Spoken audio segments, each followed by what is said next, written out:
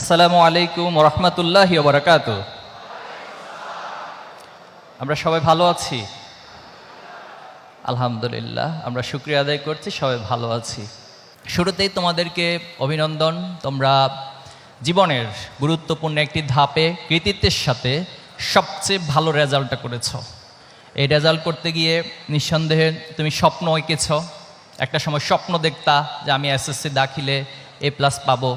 সেটার জন্য তুমি ক্লাস করেছ, অনেক কষ্ট করে পড়াশোনা করেছ, রাত জেগে জেগে পড়াশোনা করেছে। এমনও হয়তো তোমার অনেক রাত গিয়েছে যে রাতে তোমার ঘুমের কারণে তুমি পড়ে যাচ্ছ, কিন্তু তোমার মাথায় এটা সেট আছে আমি যদি এই পড়াটা এখন শেষ না করি তাহলে তো আমার কাঙ্ক্ষিত রেজাল্টটা হবে না। এমন অনেক রাত তুমি কাটিয়েছ।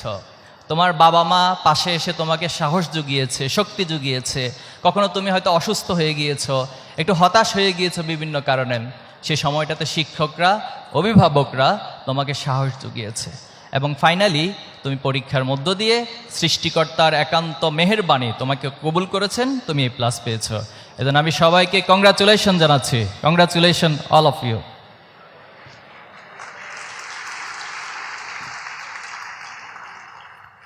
এখন আসো, তোমাদেরকে এই কংগ্রাচুলেশন জানানোর পাশাপাশি কিছু সতর্কও করতে চাই।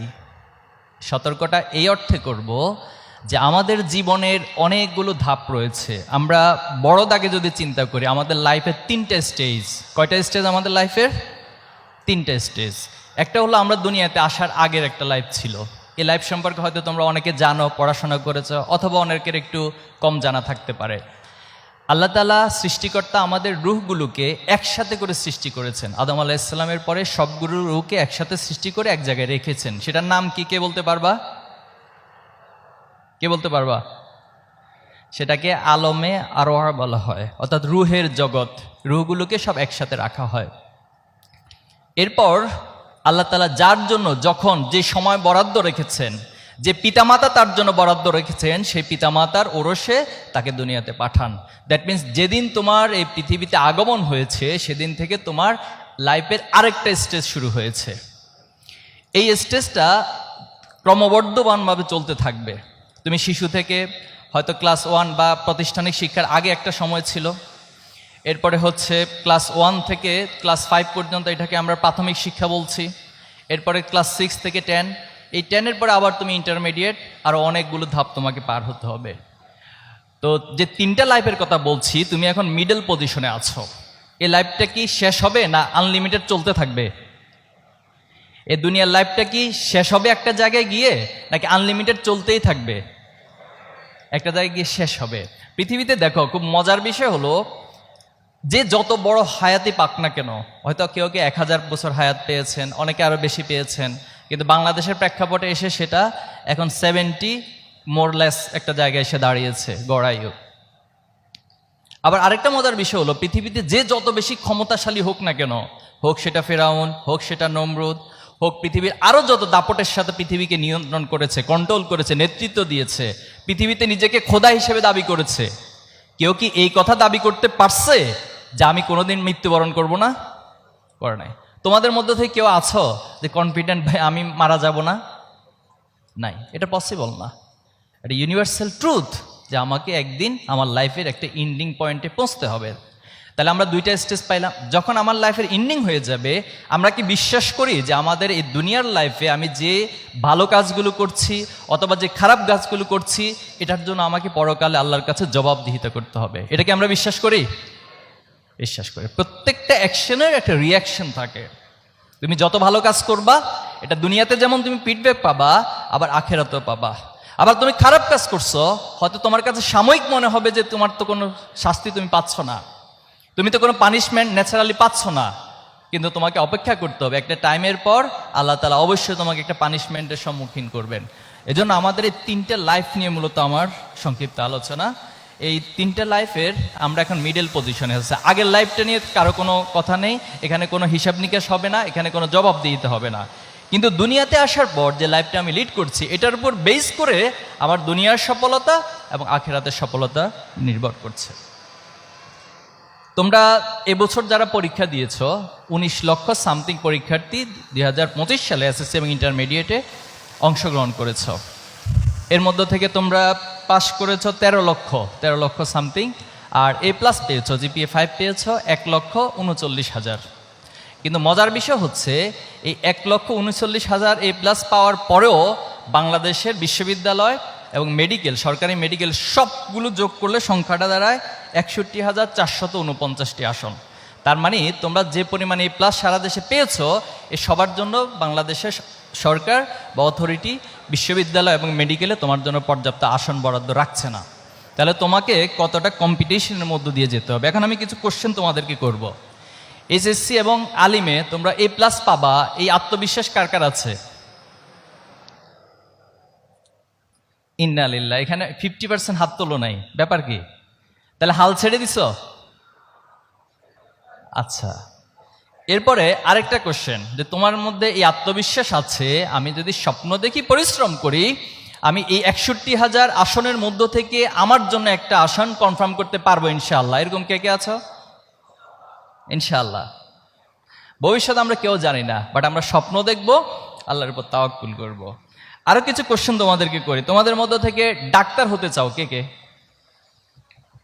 মাশাআল্লাহ, এটা খুবই লুক্রেটিভ একটা প্রফেশন, ইনকামও বেশ ভালো এবং খুব কদর আছে সমাজে। তো ইনশাআল্লাহ যারা হাত তুলেছে, আল্লাহ সবাইকে ডাক্তার হিসেবে কবুল করুক। ইঞ্জিনিয়ার কে কে হতে চাও? আচ্ছা, আমরা কিন্তু বুঝবো না যে কারা সবগুলোর মধ্যে হাত তুলতেছ। ওকে, হাত নামাও। তোমাদের মধ্যে থেকে শিক্ষক হতে চাও কে কে? শিক্ষক হতে চাও?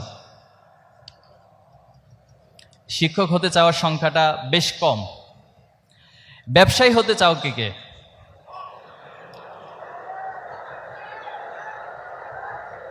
ঠিক আছে, আমাদের আশিক ভাই নিঃসন্দেহে মানে পৃথিবীকে যারা সবচেয়ে ধনী তাদের বিষয়ে বলছে, এই জন্য তোমরা ব্যবসা হওয়ার ক্ষেত্রে বেশ উৎসাহ হয়েছে, আলহামদুলিল্লাহ। তোমাদের মধ্য থেকে পুলিশ হতে চাও কে কে? আল্লাহ, 2 জন হাত তুলছো মাত্র। তোমাদের মধ্য থেকে সেনা প্রধান হতে চাও কে কে? চিফ অফ আর্মি অনেকে হতে চাও। এমপি হতে চাও কে কে? এমপি, আচ্ছা ওকে। প্রধানমন্ত্রী হতে চাও কে কে? মাশাআল্লাহ, ওকে, হাত নাও। তাহলে দেখো, সবগুলো জায়গাতে খুব লিমিটেড ওয়ে, বাট তুমি স্বপ্ন দেখছো, তোমাকে সেখানে পৌঁছাতে হবে। তাহলে কতটা কম্পিটিশনের মধ্য দিয়ে তোমাকে যেতে হবে, আজকে তুমি সে সিদ্ধান্ত এখান থেকে গ্রহণ করে যাবা ইনশাআল্লাহ। আমি শুরুতে বলবো যে তোমরা ডাক্তার হও, কিন্তু এমন ডাক্তার হইও না যে ডাক্তার তার পেমেন্ট ব্যতীত রোগী মারা যাচ্ছে কিন্তু তার অপারেশনে হাত দিবে না। এমন ডাক্তার তোমরা হও না, পারবা না ইনশাআল্লাহ? ইনশাআল্লাহ। তোমরা এমন ইঞ্জিনিয়ার হও না যে ইঞ্জিনিয়ার বাংলাদেশ থেকে কোটি কোটি টাকা তার ইঞ্জিনিয়ারিং দিয়ে নিজের পকেটে নিয়ে নেয়, এমন ইঞ্জিনিয়ার তোমরা হইও না। তোমরা এমন শিক্ষক হইও না, আমরা জানি পরিমল নামে একজন শিক্ষক খুব ভাইরাল হয়েছিল। অভিভাবক সে শিক্ষকের কাছে তার সন্তানকে পাঠিয়েছিলেন জ্ঞান অর্জনের জন্য, নৈতিকতা অর্জনের জন্য, কিন্তু সেই শিক্ষক তার ছাত্রীকে অশ্লীলতা শিখিয়েছে এবং সেখানে তার উপর নির্যাতন চালিয়েছে। আমরা এমন শিক্ষক হব না। কিছুদিন আগে মাইলস্টোন কলেজের আমাদের সম্মানিত ম্যাম মেহেরিন ম্যাম, তোমরা হয়তো দেখেছো, তিনি ইচ্ছে করলে নিজেকে বাঁচিয়ে রাখতে পারতেন আগুন থেকে, কিন্তু তিনি 17 জন, যেটা অনেকগুলো বর্ণনা এসেছে, 17 জন শিক্ষার্থীকে আগুন থেকে বাঁচাতে গিয়ে লাস্টে তিনি নিজেই মৃত্যুবরণ করতে হয়েছে। আমরা এমন শিক্ষক, এমন মানবিক শিক্ষক হওয়ার জন্য তোমাদেরকে আজকে অনুরোধ করতে চাই। তোমরা ব্যবসায়ী হবা, এমন ব্যবসায়ী হও না। আমি নাম নিতে বাধ্য হচ্ছি, তোমাদের এই চট্টগ্রামের একটা কোম্পানি আছে, এসালাম কোম্পানি, ইসলামী ব্যাংককে পুরো লুটপাট করে ধ্বংস করে দিয়েছে। যে ব্যাংকটা ছিল বাংলাদেশের টপ পজিশন, শুধু বাংলাদেশের টপ পজিশন ছিল না, পুরো ওয়ার্ল্ড ব্যাংকিং সেক্টরে একটা সুনামের সাথে অবস্থান তৈরি করেছিল। আজকে অথচ সেই ইসলামী ব্যাংক এটা বিপর্যস্ত অবস্থায় নিপতিত হয়েছে, এখান থেকে লুটপাট সব করে নিয়েছে। তোমরা মীর কাশেম আলী ভাইয়ের নাম শুনেছ? নাম শুনেছ? শহীদ মীর কাশেম আলী ইসলামী ছাত্র শিবিরের প্রথম কেন্দ্রীয় সভাপতি। তিনি উদ্যোক্তা হয়ে এই বাংলাদেশকে স্বপ্ন দেখিয়েছেন, বাংলাদেশের অনেক গুরুত্বপূর্ণ প্রতিষ্ঠানগুলো তৈরি করেছেন, যার মধ্য দিয়ে লক্ষ লক্ষ মানুষের কর্মসংস্থানের ব্যবস্থা হয়েছিল। তিনি ইসলামী ব্যাংকের মতো প্রতিষ্ঠানকে লিড করেছেন। আজকে ইবনে সিনা যে প্রতিষ্ঠান রয়েছে, অনেকগুলো তাদের উইংস রয়েছে, সবগুলো প্রতিষ্ঠানকে লিড